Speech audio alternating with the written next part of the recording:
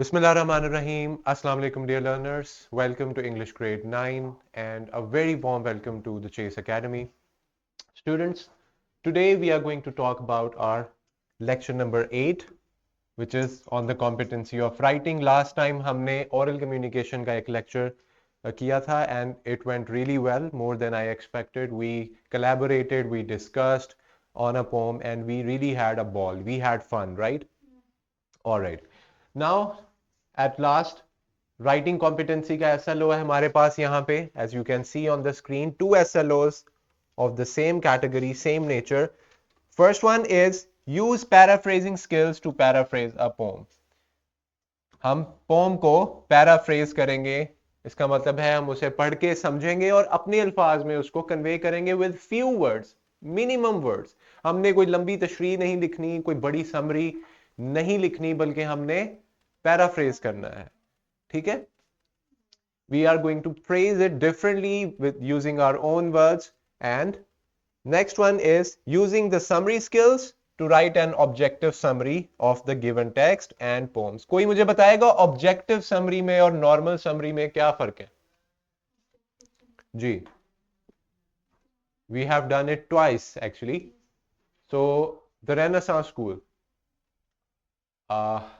बच्चे आप में से कोई बता सकता है कि ऑब्जेक्टिव समरी अगर आपको कहा जाए कि इस पैसेज की ऑब्जेक्टिव समरी लिखें, किसी टेक्स्ट की ऑब्जेक्टिव समरी लिखें या पोम की, तो what do you mean by objective summary? Yes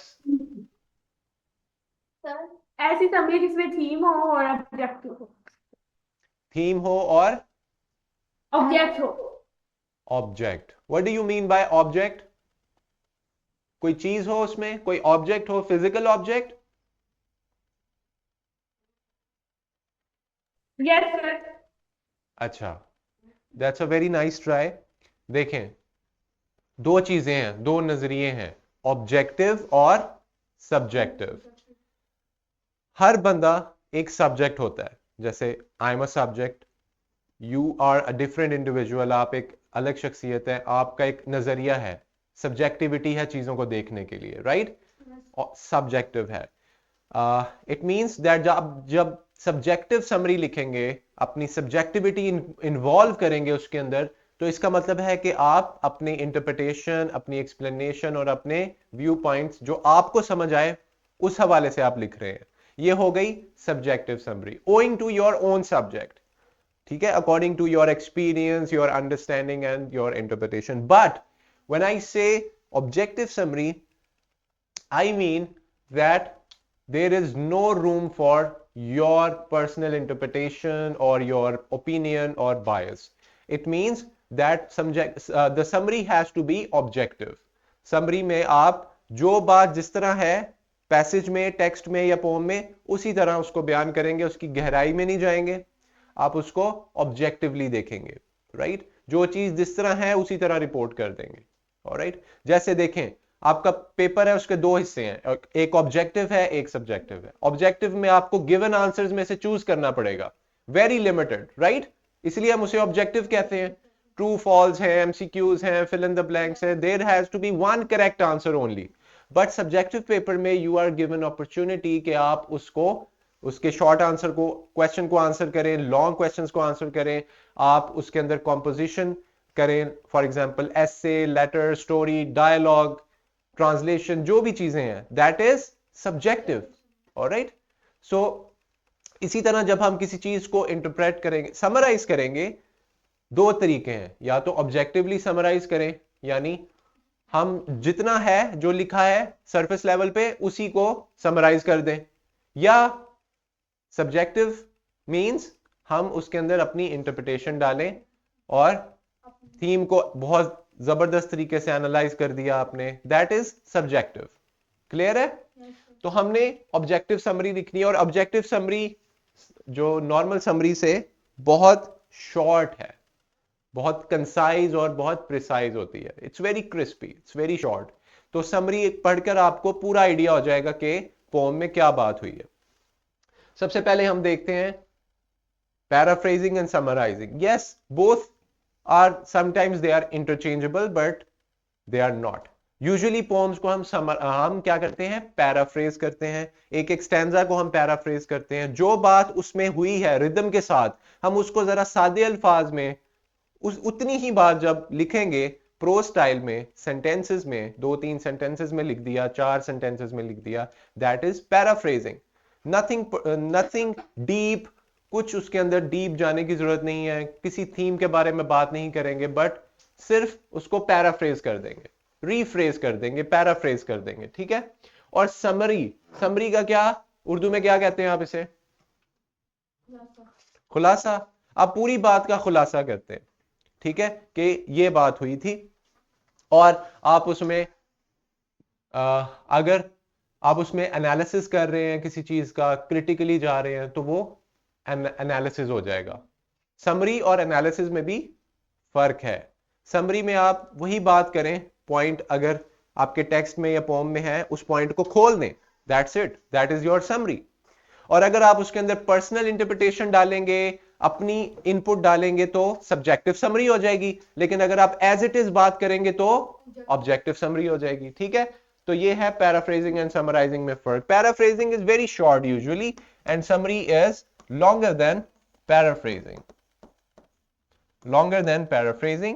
So this is how we differentiate. Can we write a summary of the whole poem? Yes, we can write summary of the whole poem. But वो paraphrasing से थोड़ी सी lengthy होगी और उसके अंदर थोड़ा सा critical आप उसको कर सकते हैं, ठीक है।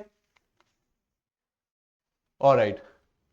What do we mean by paraphrasing a poem? When we say poem को पैराफ्रेज करें, means expressing the meaning of the poem's lines और स्टैंजास और the verses in your own words, अपने अल्फाज में। कोशिश करेंगे हम एज इट इज उस लाइन में से, उस स्टैंजा में से या उस वर्स में से सेंटेंसेस को कॉपी पेस्ट ना करें, बल्कि हम उसको अपने अल्फाज में, अपनी इंटरप्रिटेशन, अपनी अंडरस्टैंडिंग को क्लियर करें, ठीक है।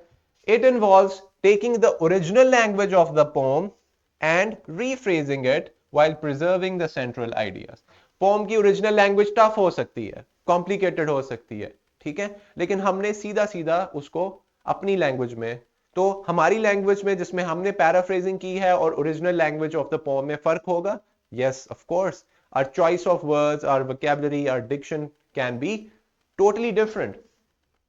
Emotions and themes, हमने इस तरह उसको पैराफ्रेज करना है, इस तरह उसको रीफ्रेज करना है कि या एक तो उसका थीम खराब ना हो, ठीक है, हमने उसकी थीम को, उसके सेंट्रल आइडिया को बाकी रखना है, इमोशंस को भी और थीम्स को भी।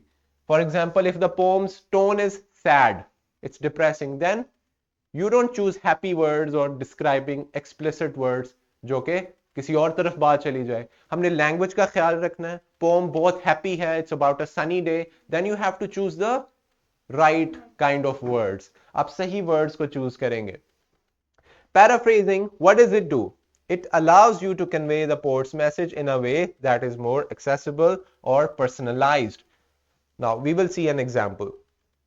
Now poems they are written differently. ऐसे ही है ना, पोम्स को समझना, पढ़ना, बार बार पढ़ना पड़ता है, लेकिन एक स्टोरी को हम, एक टेक्स्ट को, नॉर्मल एक प्रोज को हम आराम से पढ़ लेते हैं, सादी लिखी हुई चीज को। तो ये फर्क है। तो पहले हम 2-3 दफा उस पोम को पढ़ेंगे, अब हमने रीडर के लिए उस पोम को पैराफ्रेज करना है, आसानी से कुछ बता देना, जैसे आप आपस में एक दूसरे को समझाते हैं कि ये पोम थी, इसमें ये है और ऐसे है और फलां है and X Y Z and that's it. What did you just do? क्या किया आपने अभी? पैराफ्रेज कर दिया in your own words. Alright, so हम पोर्ट के मैसेज को कन्वे करते हैं। यहां पे हमारे पास एक स्टैंजा है from the poem the lake isles of Innisfree by Yeats.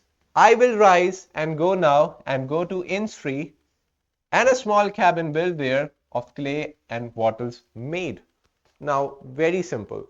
लेकिन जब हम इसे पैराफ्रेज करेंगे, हम कह सकते हैं I will get up and journey to Innisfree or go to Innisfree or head towards Innisfree. कितने वेरिएशंस हैं इसमें, जाना, heading, going, alright. Where I'll construct, जहां पे मैं बनाऊंगा एक छोटा सा घर, formed from clay and sticks, मट्टी के साथ और स्टिक्स के साथ या वर्ड्स के साथ मैं एक घर बनाऊंगा। सिंपल सी बात है, यही कह रहा है ना इसमें। क्या हमने बिल्कुल वही बात की? वर्ड्स चेंज हैं, बिल्कुल हमारे वर्ड्स चेंज हैं। और दो तरीके हैं पैराफ्रेजिंग करने के, या तो आप पोम के स्टैंजा की तरह पैराफ्रेजिंग करें पोइट्री के स्टाइल में जैसे कि यहां पे किया है, या आप उसको एक ही लाइन में सिंपली जिस तरह आप सेंटेंसेस लिखते हैं उस तरह पैराफ्रेज कर सकते हैं। क्लियर हो गया? अस्मा, आपको क्लियर है? What about अदनिया? अदनिया तो बिल्कुल जो है ना, I can still see you. It's okay, all right? And please, the other two students, can you introduce yourself? Sir, my name is Hanish. Hanish? Yes, sir. All right. Sir, my name is Sara. Saira? Sara. Farah? All right. Sara. Sara? All right. Nice to know that. All right. अब देखें, paraphrase किया हमने। वो कह रहा है I will rise and go now and go to Innisfree. हमने कहा I will get up and journey to Innisfree. That's how we paraphrased it. The original poem said, and a small cabin built there of clay and wattles made. I said, where I'll construct a small house or home formed from clay and sticks. मैंने उसी को अपने अल्फाज में paraphrase कर दिया। This is what we mean by paraphrasing a poem. We can paraphrase one verse, we can paraphrase one stanza और even all the stanzas. हम सारे स्टैंजास को पैराफ्रेज कर सकते हैं, या इंडिविजुअली या सारे स्टैंजास को एक दफा हम पैराफ्रेज कर सकते हैं, बट ये क्वेश्चन के ऊपर डिपेंड करता है। पेपर में आपको एक स्टैंजा आ सकता है किसी भी पोम का, गालिबन जब आप तैयारी कर रहे होंगे आपने वो पढ़ी होगी मोस्टली। अगर नहीं भी पढ़ी तो आप उसको समझ सकते हैं, क्योंकि हमने डिवाइसेस, पोइटिक डिवाइसेस को भी क्लियर किया, कवर किया। हमने सिंबल्स और पोइटिक लैंग्वेज और क्या क्या उसके अंदर टूल्स इस्तेमाल होते हैं हमने कर लिया। अब कोई भी पोम आएगी, एक ही हर्डल हमारे पास होगी, वोकैबुलरी के ये लफ्ज नहीं समझ आ रहा, बाकी सब ठीक है। तो उसके लिए आप ज्यादा से ज्यादा पोम्स पढ़ेंगे, अपनी वोकैबुलरी को इंक्रीज करेंगे, एंड दैट्स ऑल। इसी तरह आप पैराफ्रेज कर सकते हैं एक स्टैंजा को। वही बात आपने करनी है, आपकी बात में और इसमें कोई फर्क नहीं है, बट फर्क यह है कि हमने सिर्फ अपनी लैंग्वेज को इस्तेमाल किया है, अपने वर्ड्स को यूज किया है, हमने बात वही रखी है। ऐसा नहीं है ना कि हमने पहले स्टैंजा, पहली लाइन में दूसरी बात की है, कोई वही बात की है exactly. So this is what we mean by paraphrasing, but we used our own words. So in this paraphrased example जो हमने अभी देखी है, the essential ideas remain the same. जो बेसिक आइडिया है वो तो सेम ही रहा है कि पोर्ट कह रहा है कि मैं उठूंगा और मैं जाऊंगा इंसफ्री, वहां पे मैं अपना एक छोटा सा मट्टी का और स्टिक्स के साथ घर बनाऊंगा। सिंपल बात है।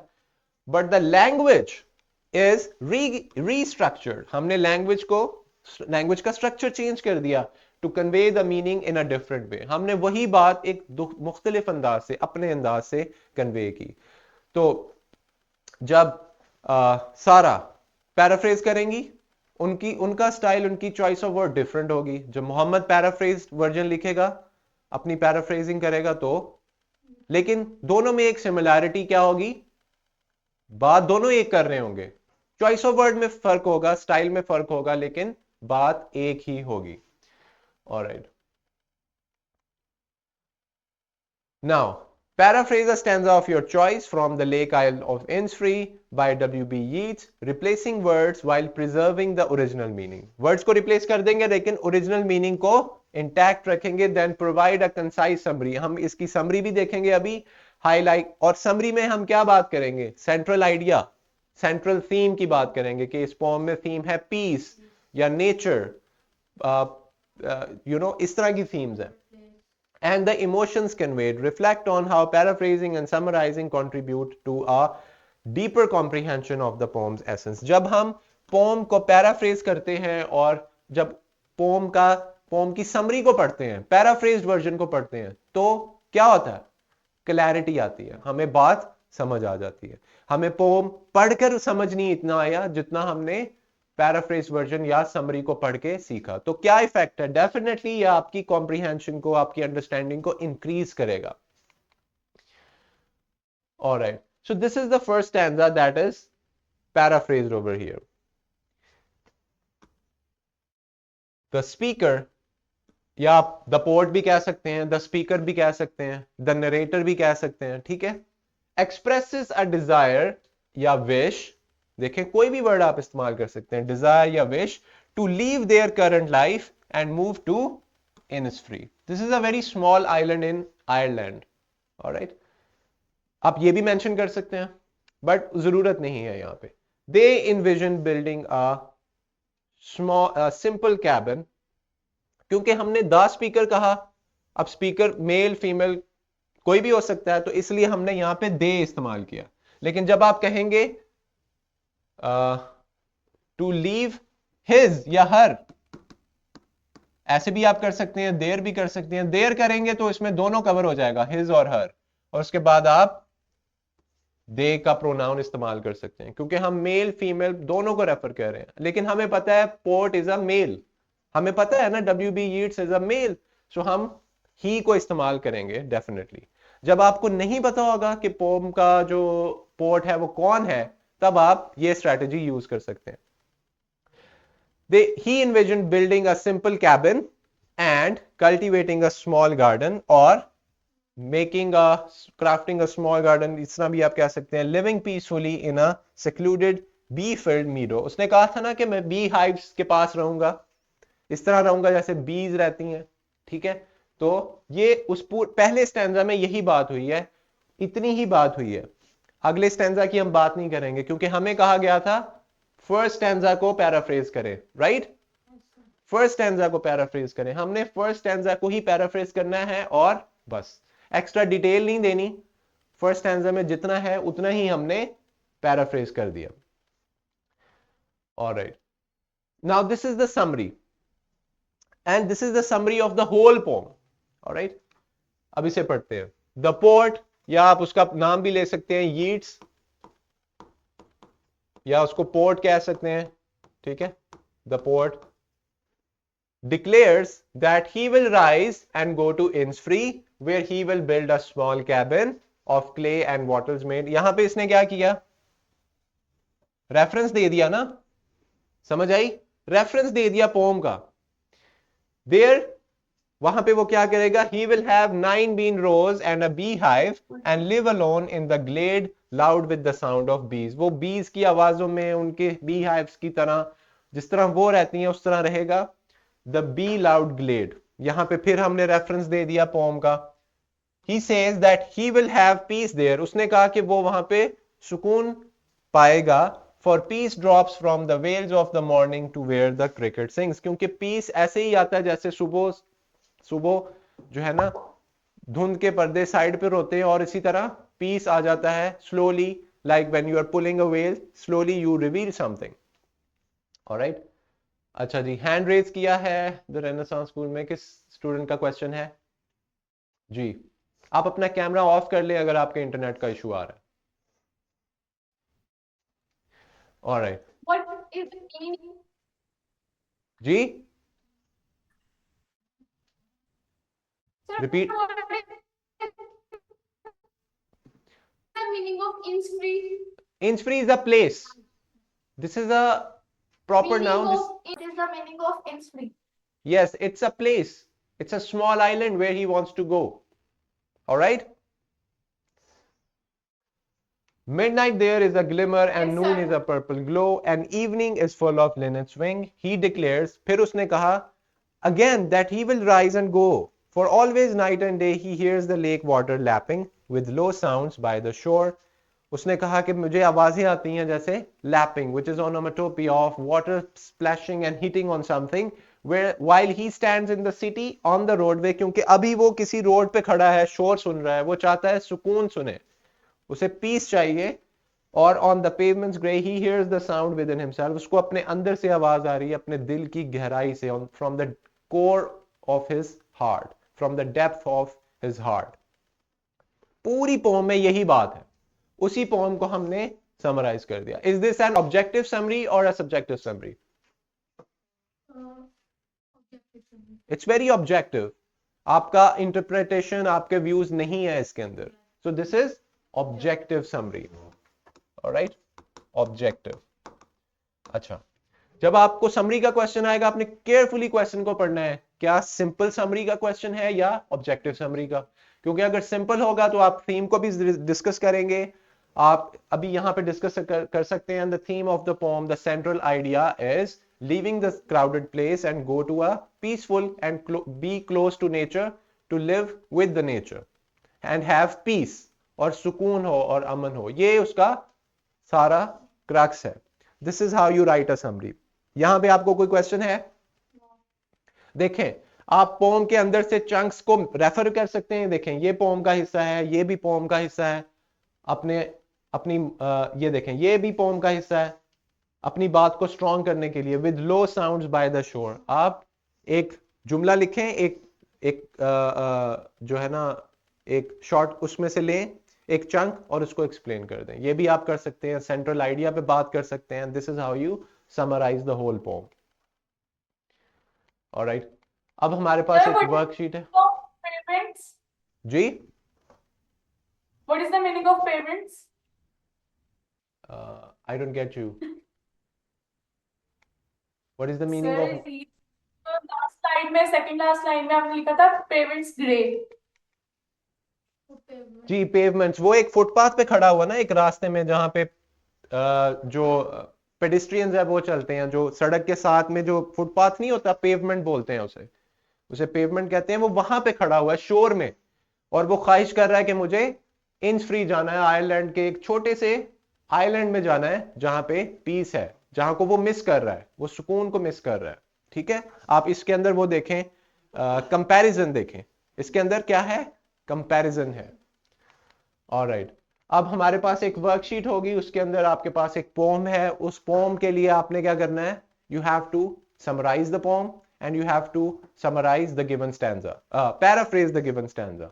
पहले पढ़ेंगे उस स्टैंजा को, समझेंगे, समझ लिया, उसके बाद उसका पैराफ्रेज वर्जन लिखेंगे शॉर्ट, एंड देन पूरी पोम को पढ़ के आप उसको समराइज करेंगे। नहीं, आप थीम के बारे में बात करें, this poem is written by XYZ and the central idea is ABC, जो भी सेंट्रल आइडिया है, और स्पीकर ये कह रहा है, और पूरी पोम को आप समराइज करेंगे using your own words, and it will be lengthier than that.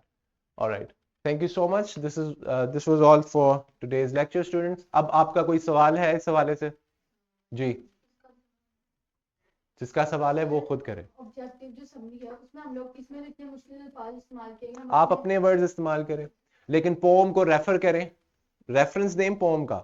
ठीक है, और जैसे यहाँ पे हमने समरी में कितनी दफा देखा कि there were lot of references, right? References दे सकते हैं, पूरी पोम को आप एक स्टोरी की तरह बता सकते हैं। पहले उसने ये कहा, फिर उसने ये कहा, इस पोम में इस बारे में बात हुई, इस बारे में बात हुई, तो और एंड तक आप पूरी पोम को समराइज करेंगे।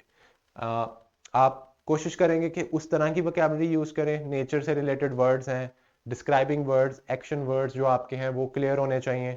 ठीक है, and this is all for today's lecture. अब अस्मा एंड अदनिया,